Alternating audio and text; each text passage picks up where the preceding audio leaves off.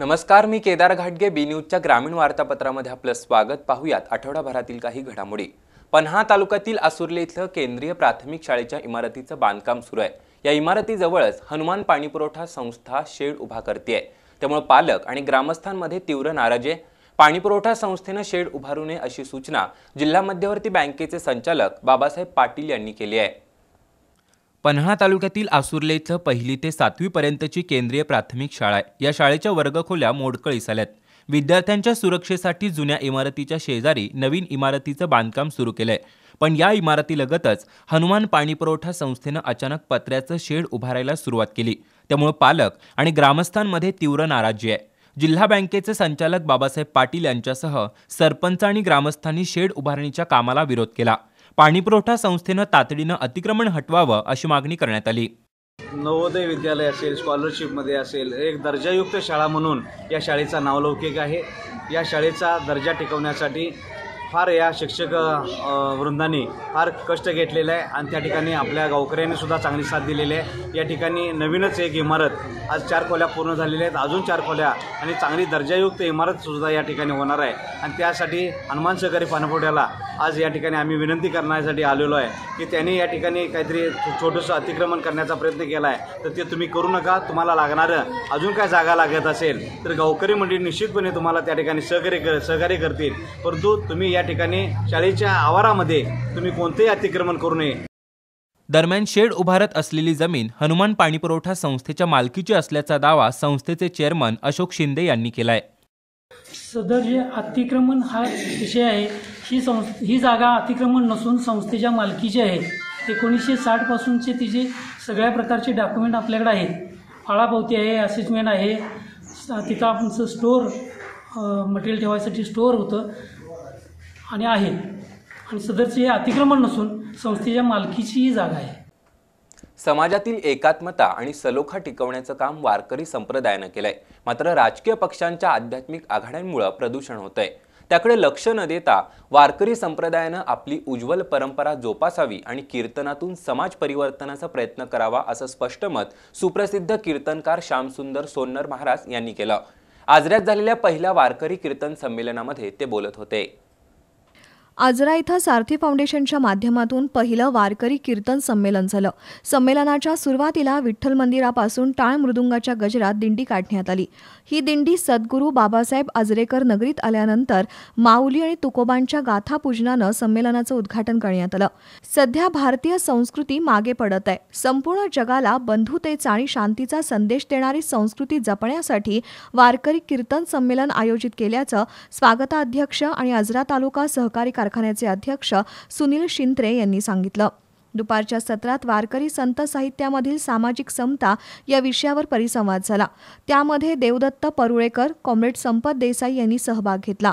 अध्यक्षस्थानी रिंगणचे संपादक सचिन परब होते. सायंकाळच्या सत्रात दिंडी प्रमुखांचा सत्कार करून संमेलनाची सांगता करण्यात आली.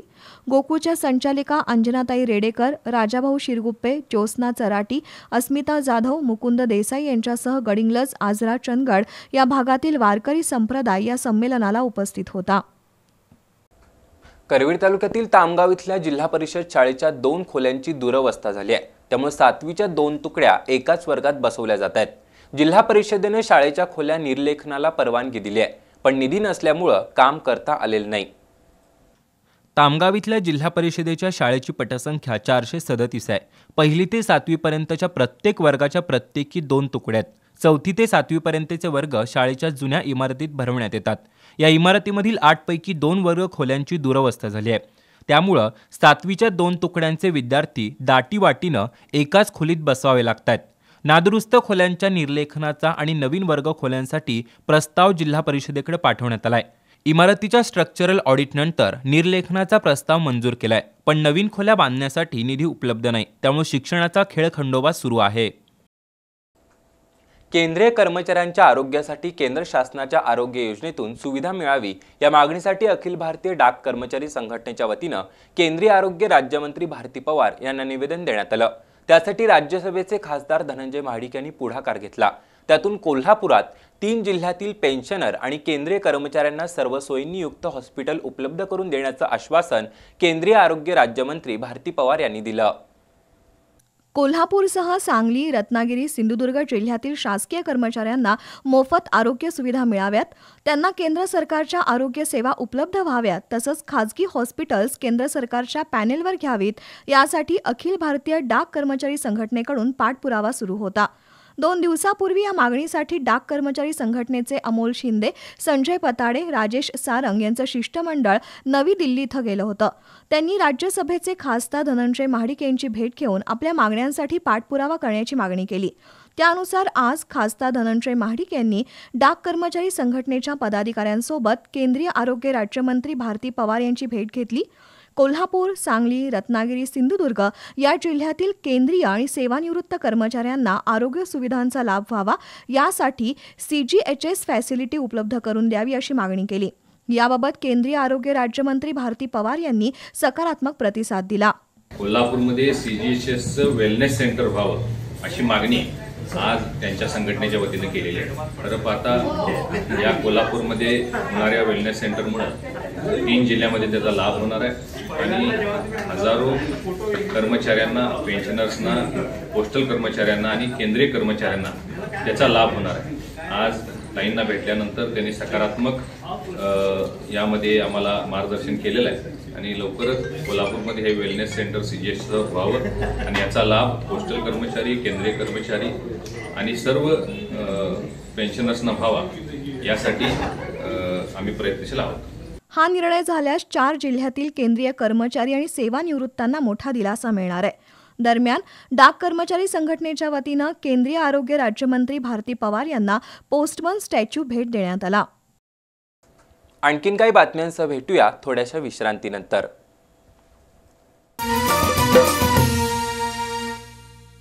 सर्दी खोकल्यापासून कॅन्सरसह आजार असो कोणताही, लहान मुलांपासून वृद्धांपर्यंत विना शस्त्रक्रिया होमिओपॅथिक पद्धतीनं उपचार करणारं विश्वासार्ह आणि रुग्णांच्या मनातलं रुग्णालय मातोश्री होमिओपॅथिक हॉस्पिटल. नामांकित पुरस्कारांनी सन्मानित डॉक्टर दत्तात्रय चोपडे पाटील आणि डॉक्टर सौ पूजा दत्तात्रय चोपडे पाटील यांच्याकडून आपुलकीचं मार्गदर्शन आणि योग्य उपचार. साईड इफेक्ट शिवाय रुग्णांना बरं करणारं मातोश्री हॉस्पिटल कोल्हापूर. Website matoshrihomeopathy.com.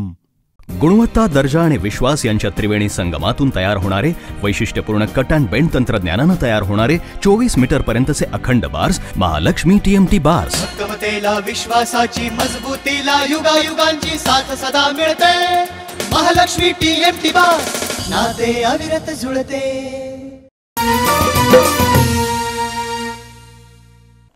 वार्तापत्राच्या या भागात आपलं स्वागत. समाजातील वंचित घटकापर्यंत शासकीय योजनांचा लाभ जलद गतीनं पोहोचून त्या घटकांना मुख्य प्रवाहात आणण्याची जबाबदारी प्रशासकीय यंत्रणेची आहे.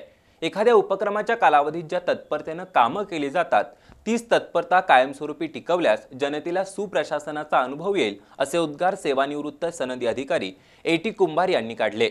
सुप्रशासन सप्ताहानिमित्त जिल्हाधिकारी कार्यालयात आयोजित कार्यक्रमात ते बोलत होते.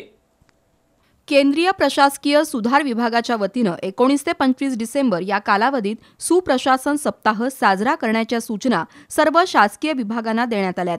या सप्ताहांतर्गत कोल्हापूरच्या जिल्हाधिकारी कार्यालयात सेवानिवृत्त सनदी अधिकारी AT कुंभार यांनी कर्मचाऱ्यांना मार्गदर्शन केलं. प्रशासकीय यंत्रणेनं ग्रामीण पातळीपर्यंत पोहोचून समाजातील शेवटच्या घटकांचे प्रश्न सोडवले पाहिजेत. त्या घटकांना शासकीय योजनांचा लाभ देऊन समाजाच्या मुख्य प्रवाहात आणण्याचं काम प्रशासकीय यंत्रणेचं आहे. त्यासाठी प्रशासकीय यंत्रणेनं अधिक लोकाभिमुख झालं पाहिजे. सुप्रशासन सप्ताह कालावधीत ज्या तत्परतेनं कामांचा निपटारा केला जातो तीच तत्परता कायम टिकली पाहिजे, अशी सूचना AT कुंभार यांनी केली. प्रभारी जिल्हाधिकारी संजय शिंदे, निवासी उपजिल्हाधिकारी दत्तात्रय कवितके यांनीही मार्गदर्शन केलं. यावेळी महावितरणचे अधीक्षक अभियंता अंकुर कावळे, प्रांताधिकारी भगवान कांबळे, बाबासाहेब वाघमोडे, विकास खरात, अमित माळी, सुशांत बनसोडे, अतिरिक्त मुख्य कार्यकारी अधिकारी मनीषा देसाई, वसुंधरा बर्वे यांच्यासह अधिकारी आणि कर्मचारी उपस्थित होते. प्रधानमंत्री महाआवास योजना यशस्वीपणे राबवण्यात गगनबावडा पंचायत समितीनं पुणे विभागात उत्कृष्ट काम केलंय. याबद्दल विभागीय स्तरावरील पहिल्या क्रमांकानं गगनबावडा पंचायत समितीचा गौरव झालाय. प्रधानमंत्री आवास योजना यशस्वीपणे राबवण्यात गगनबावडा पंचायत समितीनं विशेष कामगिरी केली आहे. या कामामुळे पंचायत समितीची विभागीय स्तरावर पहिल्या क्रमांकासाठी निवड झाली आहे. पुणे विभागीय अपर आयुक्त अनिल रामोड यांच्या हस्ते पुरस्कार देऊन गगनबावडा पंचायत समितीचा गौरव करण्यात आला. नुकताच या पुरस्काराच्या अनुषंगानं पुरस्कार वितरण सोहळा देखील विभागीय कार्यालय पुणे येथे पार पडला. या योजनेमध्ये विविध 10 निकष आहेत ज्यांच्यावर आम्हाला काम करावं लागतं. याच्यामध्ये सेंट्रल गव्हर्नमेंटकडून जे टार्गेट येतं उद्दिष्ट घरकुलांसाठीचं ते टार्गेट वेळेत पूर्ण करणं, जे लाभार्थी उद्दिष्टाप्रमाणे मंजूर झालेले आहेत त्यांना वेळेवरती सर्व हप्ते देणं, ज्या लाभार्थ्यांकडे घरकुल बांधण्यासाठी जागा नाही त्या लाभार्थ्यांना घरकुल बांधण्यासाठी जागा उपलब्ध करून देणं आणि यासाठी मग पंडित दीनदयाळ योजनेचा वापर करणं, याशिवाय डेमो हाऊस बांधणं, गवणी प्रशिक्षण आयोजित करणं आणि विविध ज्या योजना आहेत जसं की स्वच्छ भारत मिशन आणि राष्ट्रीय ग्रामीण रोजगार हमी योजना या योजनेचा कृती संगम हा प्रधानमंत्री आवास योजनेमध्ये करावयाचा असतो आणि त्याच्या अंतर्गत जे लाभ आहेत ते सुद्धा त्या लाभार्थ्याला मिळवून देणे असे विविध निकष याच्यामध्ये होते. प्राणी संरक्षण कायद्यामुळे भटक्या कुत्र्यांची हत्या करता येत नाही. त्यामुळे भटक्या कुत्र्यांचा उपद्रव रोखण्यासाठी प्रशासनानं कुत्र्यांच्या निर्बीजीकरणाचा निर्णय घेतलाय असं इचलकरंजी महापालिकेचे प्रशासक सुधाकर देशमुख यांनी सांगितलं. तर कोरोना महामारीच्या पार्श्वभूमीवर आवश्यक त्या उपाययोजना केल्या जातील असंही ते म्हणाले. इचलकरंजी महापालिकेचे प्रशासक सुधाकर देशमुख यांनी आज पत्रकारांशी संवाद साधला. कचरा गोळा करणाऱ्या घंटागाडीच्या वाढत्या तक्रारी लक्षात घेऊन महापालिकेचं मुख्य कार्यालय आणि विभागीय 4 कार्यालयात स्वतंत्र तक्रारवही ठेवण्यात येणार आहे. या तक्रारींचं निरसन झालं नाही तर संबंधित घंटागाडी चालकावर दंडात्मक कारवाई केली जाईल. शहरातील मोकाट जनावरं आणि भटक्या कुत्र्यांचा वाढता उपद्रव वाढलाय. मात्र प्राणी संरक्षण कायद्यामुळे प्रशासनाचे हात बांधलेत. मात्र भटक्या कुत्र्यांच्या निर्बीजीकरणाचं काम लवकरच सुरू केलं जाईल असं प्रशासक सुधाकर देशमुख यांनी सांगितलं. इचलकरंजी शहराचा पिण्याचा पाणी प्रश्न सोडवण्यासाठी सुळकूड योजना मंजूर झाली आहे. त्याच्या निविदेला 26 डिसेंबरपर्यंत मुदतवाढ दिली असून एकदा निविदा मंजूर झाल्यानंतर गतीनं हे काम पूर्ण केलं जाईल. तोपर्यंत कृष्णा योजनेला लागलेली गळती रोखण्यासाठी सुमारे 1 किलोमीटरची जलवाहिनी बदलण्याचं काम हाती घेतलं जाणार आहे. महापालिकेचं उत्पन्न मर्यादित असल्यानं नव्या योजना राबवताना आर्थिक बाजू महत्त्वाची आहे असं देशमुख म्हणाले. यावेळी उपायुक्त प्रदीप ठेंगल, सचिव विजय राजापुरे, आरोग्य अधिकारी डॉक्टर सुनील दत्त संगेवार, जल अभियंता सुभाष देशपांडे उपस्थित होते. टॅक्सी चालकांनी कागल शहरात स्थापन केलेल्या श्री गणेश मंदिराला 50 वर्ष पूर्ण झालेत. सुवर्ण महोत्सवी वर्षानिमित्त श्री गणेश मंदिरावर आकर्षक विद्युत रोषणाई करण्यात आली होती. तसंच विविध धार्मिक कार्यक्रमही पार पडले. कागल शहरातील बस स्थानकाजवळ टॅक्सी चालकांनी स्थापन केलेल्या गणेश मंदिराला 50 वर्ष पूर्ण झालेत. या मंदिराच्या सुवर्ण महोत्सवी वर्षानिमित्त विविध धार्मिक कार्यक्रम पार पडले. तसंच मंदिरावर आकर्षक विद्युत रोषणाई करण्यात आली होती. या मंदिरातील श्रींची मूर्ती पंचधातूपासून तयार केली आहे. दत्त रूपातील या मूर्तीसमोर शिवलिंग आणि नंदी सुद्धा आहे. मंदिर ट्रस्टच्या माध्यमातून या मंदिराची देखभाल केली जाते. आणखीन काही बातम्यांसह भेटूया वार्तापत्राच्या अखेरच्या भागात.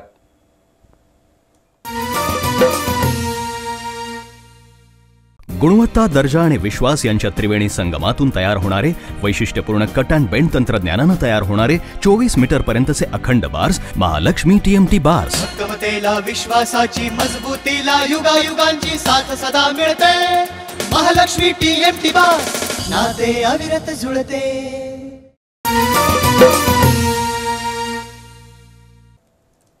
वार्तापत्राच्या अखेरच्या भागात आपलं स्वागत.